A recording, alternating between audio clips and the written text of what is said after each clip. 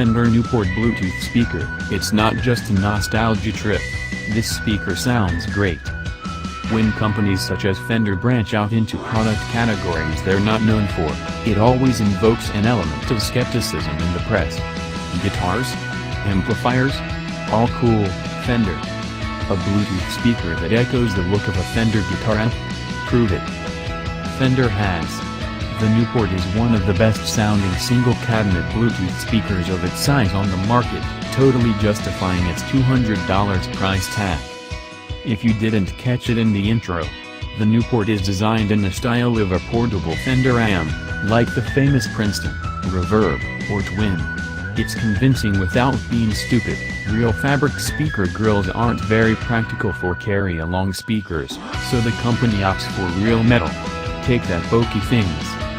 But the coolest part of the design is the fully functional, retro Fender-style control knobs, potentiometers on top of the unit.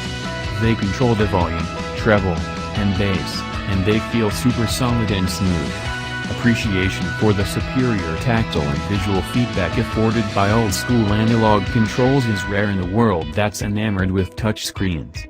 Note that the treble and bass are actually boosts, adding emphasis to the high or very low frequencies.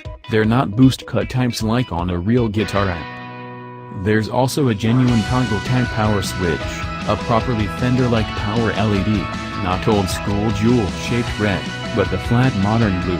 Unfortunately, Bluetooth pair and talk for phone calls button.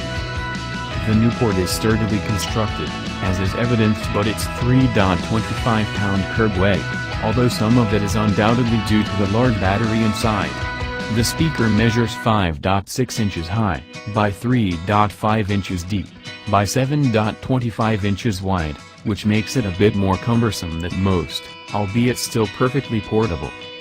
On the back of the Newport are an 3.5mm auxiliary input, AC power jack, not USB, with a charging indicator LED, plus a USB Type-A port for charging other devices from the speaker's battery.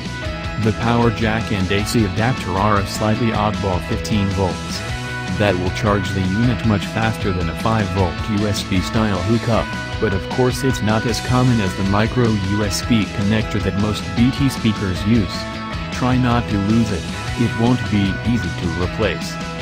There's also an onboard mic for phone calls, and Fender bundles both a 3.5mm stereo input cable and a micro USB charging cable, USB Type-A on the other end, to ward off surprise trips back to the store. As the Newport is a speaker, the real buying criteria is the sound it outputs.